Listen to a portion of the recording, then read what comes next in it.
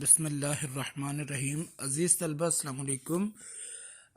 Exercise number 11.1 है और ये हमने क्लास में जो वेकेशन हो रही थी उससे लास्ट वीक में हमने की थी। इसको हम थोड़ा सा रिवाइज भी कर लेते हैं और फिर इसके अगले सवालों पर भी चलते हैं।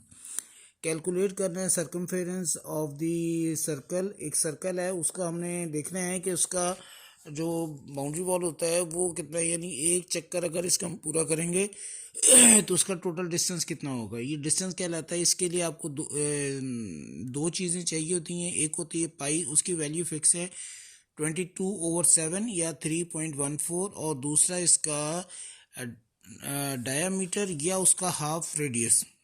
ठीक है, देखिए अब इसमें क्या कहता है, calculate the circumference of each of circle if the diameter is, जो भी आपको दे दिया है। अब आपको जो डायामीटर दे रहा है, अब इसमें आपको हर पार्ट में तीन तीन छः छः सवाल हैं। हम ये करेंगे कि हर पार्ट में से थोड़े थोड़े सवाल करते जाएंगे और फिर बाकी आपने उनमें से करने होंगे। पहला सवाल ले लेते हैं। इसमें आपको दे रहा है 56 डायामीटर दे रहा है। डेटा बनाते हैं। d इज इक्वल टू 56, पाई की वैल्यू मैंने आपको बताई 22/7। सबसे पहले आपने इसका रेडियस पता करना है। रेडियस के बगैर भी चल सकता है, लेकिन मैं चाह रहा था कि आपको ये भी तरीका पता चले कि रेडियस के साथ आपने काम करना है। रेडियस पता करना है और फिर आपने सरकमफेरेंस पता करना है। रेडियस होता है डायामीटर का हाफ। हाफ कैसे, जैसे एक आपका सर्कल है, उसको आप दो हिस्सों में सेंटर से डिवाइड कर दें तो ये जो पूरी लाइन, इसको ऐसी लाइन जो इसको सर्कल को दो हाफ हिस्सों में डिवाइड कर देती है, डायामीटर कहलाती है। और इसका हाफ हिस्सा जो है वो इसका रेडियस कहलाता है। तो सारे दो रेडियस हो गए, तो d को आपने 2 से डिवाइड कर देना है।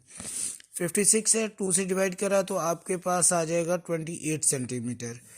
अब रेडियस के ज़रिए सरकमफेरेंस पता करना है। फार्मूला सिंपल सा है, 2πr।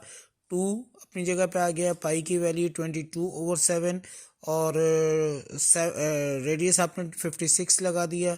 अब आपका 7 और 56 एक टेबल में आ रहे हैं, 7 1 ज़ा 7 8 ज़ा काट दिया। बाकी 2 22 और 8 आपस में मल्टीप्लाई होंगे तो 352 आ जाएगा।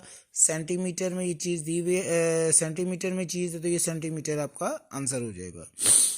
सेम आपके पास ये पॉइंट वाला है। पॉइंट में देखिए आपसे कहता है कि d इज इक्वल टू 4.9, पाई की वैल्यू वही 22/7। पहले r पता किया, फिर c पता किया, सोल्यूशन पे आए।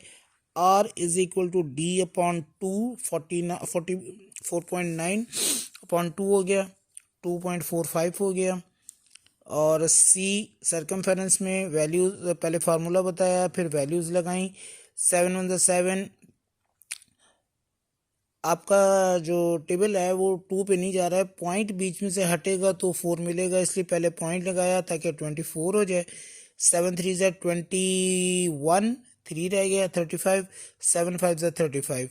अब 44 इंटू 0.35 मल्टीप्लाई होंगे तो 15.4 हो जाएगा और ये इसका आंसर हो जाएगा।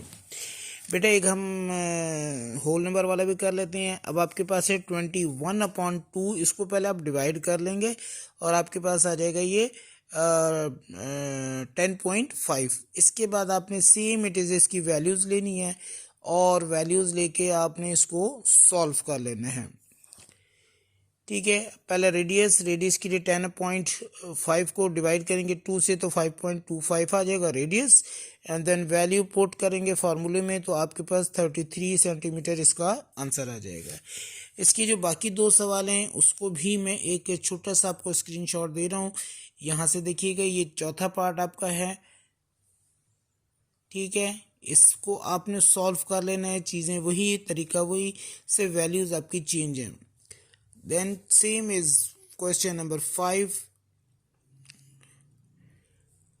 और इसी तरीके से आपके पास आ जाएगा क्वेश्चन नंबर 6, पार्ट नंबर 6 आ जाएगा इसका।